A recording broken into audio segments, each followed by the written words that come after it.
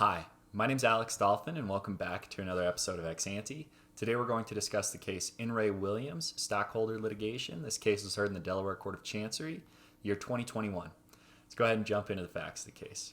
So Williams Companies, it's a company that essentially deals with natural gas equipment and natural gas infrastructure. So you can imagine pipelines, drilling equipment, things to transport natural gas, things of that type. Now, the Williams Company, shortly after the COVID-19 pandemic struck in March of 2022, struck the United States, well, the Williams Company quickly experiences a downturn in its stock price. Before the COVID pandemic hit, the Williams Companies are trading around $25 a share. Shortly thereafter, the share price goes down to $11.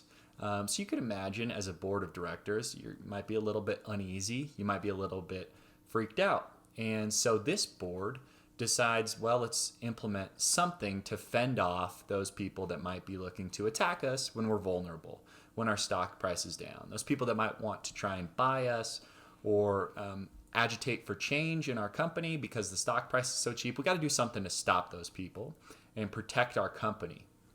And that's kind of like widespread corporate advice at this moment in time. Hey, be on the lookout for activists, raiders, people that might try and attack your corporate bastion. So the case begins to take form when the board of directors decides, hey, well, we're going to prevent these activists, these people that are going to attack the Williams Companies, we're going to do so by instituting a poison pill. Now, poison pill essentially it's otherwise known as a shareholders' rights plan.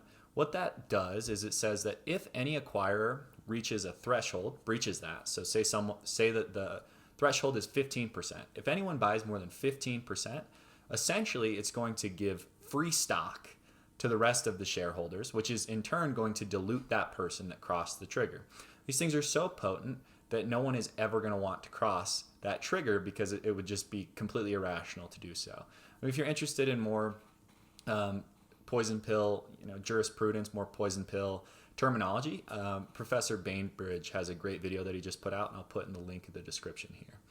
And so what happens is the Williams Company puts in a really strong poison pill. There's a guy on the board of directors who used to be a M&A lawyer, a partner at a firm, and he says, hey, let's put a poison pill in, that will protect us. And so they put in the poison pill of all poison pills. It has a 5% trigger, which is incredibly low. That means that if anyone breaches that 5% threshold, it's triggered.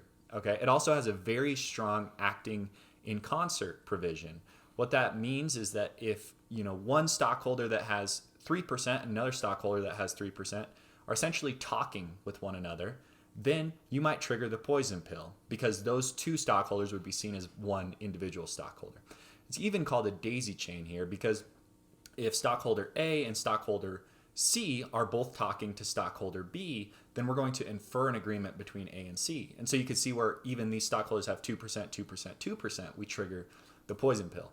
And there's a very narrow exception for passive investors, which would just say if you're a passive investor, like a massive pension fund or something like that, then you're not going to trigger the pill. You could have 10% of our company. We know you're not going to do anything to us, so we feel comfortable with letting you hold that. So that's the pill. And the company puts that in shortly after the COVID pandemic strikes. It is set to expire 1 year from the implementation date, but the board can redeem it at any time. Shortly after the pill is instituted, the proxy advisors, so ISS, Glass Lewis, but ISS is really the key here, is just saying, this is terrible. This poison pill has got to go. This is a really negative for the stockholders because it's going to impact the ability of stockholders to freely trade their shares. I mean, if you're worried that you could essentially trigger this poison pill just by getting 2%, if you're talking to other stockholders, you might not even really want to buy this stock, might make it harder for the stockholders that are in the Williams Company to sell their stock. So ISS is saying this pill's terrible, you guys need to get rid of it. Nevertheless, the Williams Company just keeps it on the books. And essentially it's on the books while the litigation is ongoing. And so what happens? Well, an activist, the stockholders essentially are saying this pill's got to go. It is not fair under Delaware law. It's not equitable, and it's not going to pass the Unocal standard of review. And so the Unocal standard of review is what Chancellor McCormick applies to this poison pill here. And Unocal is essentially just when a board institutes defensive measures, it has to perceive a reasonable threat, and then their defensive measures have to be in proportion to that threat. And so if you'd like to see more about that in the Unocal standard, I'll also link a video that I made on the Unocal case earlier. So anyways, jumping right into this. So there's not really a lot of specific threats towards the Williams companies. That's what Chancellor McCormick says is, hey, you were just really concerned about this nebulous, general shareholder activism. And the depositions of the board members really show that's all it was, just this nebulous shareholder activism. We're worried about shareholder activism. And so that's why we put this pill in.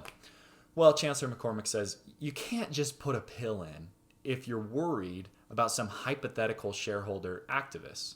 And why? Well, activism is different from corporate raiders that were raiding companies in the 70s when the Unocal standard was established. Those people were essentially trying to bust up companies, blow them up, and say, see ya, I'm going to make a bunch of money, we're going to lay a bunch of workers off. Now, activism and corporate activists, it's really a broad term. It could encompass a lot of different types of shareholders. It could encompass folks that are, pushing for ESG goals. It could encompass folks that are pushing for long-term change and growth in the company. They don't want to fire anyone. You might shake some things up in management, but they don't want to lay off thousands of employees. They just want to make this company better. Or it could be someone that's a short-term activist, which might look more like a corporate raider, someone that gets in and says, hey, we need to spin off the valuable business lines, or we need to sell this company to someone else and just cash out, essentially. And so what Chancellor McCormick says is, this is a broad basket of activists. And you cannot just say activism in general is a threat that's reasonable enough to justify our institution of defensive measures.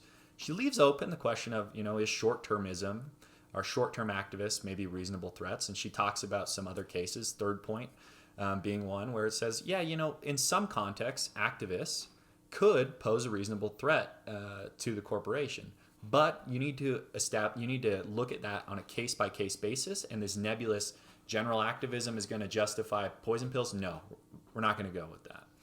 And so second, she says, because this threat is so low, the threat itself is so low, it's going to be really hard for any defensive measure to be proportional to it, let alone the pill of all pills, which is what we have here.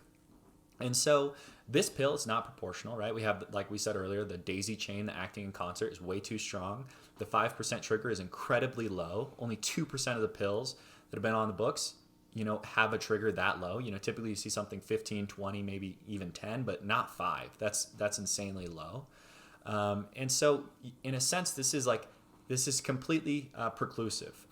The board has the ability to trigger the poison pill whenever it might like in regards to the acting in concert provision. So the language is so broad in the acting in concert daisy chain, the board just has the ability to say, A and C and B, you guys were all acting in concert, we're going to trigger this pill. Now, what might that do? Well, it's going to ward off anyone that wants to buy the stock, let alone activists. If you're any big fund and you even just want to try and, maybe I do want a little bit of change of the company. I don't want massive business lines sold off. I don't want a full new business established, but I just want to do a little bit of change. Well, board could say, sorry, we're going to trigger the poison pill and see ya. And so in some, this case is interesting because you're looking at activism in the defensive measure context. And I think it's important to remember that activists, essentially, they're voters.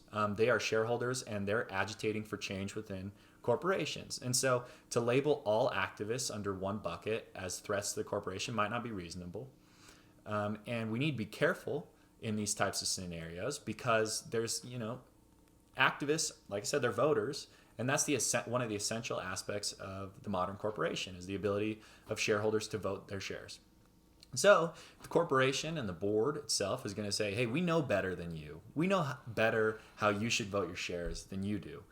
That might be problematic. I mean, that doesn't really look like a principal-agent relationship at that point. That looks like a board that thinks it's better, smarter, it knows better than the stockholders. And in some scenarios, we might say that's okay. When there's a corporate raider that's going to bust up a company and blow it up, and there's not going to be a substantial premium, maybe the board does know a little bit better than the stockholders. least that's what the Delaware corporate law allows. But when it's just a activist that wants to agitate for some change in the corporation, doesn't want to blow it up, wants to try and maybe increase the long-term value of that corporation, well, then I think you have a different analysis there. So thanks so much for watching. Hope you enjoyed this video. If you'd like to see more, go ahead and hit that subscribe button, and I hope you have a nice rest of your day. Bye-bye.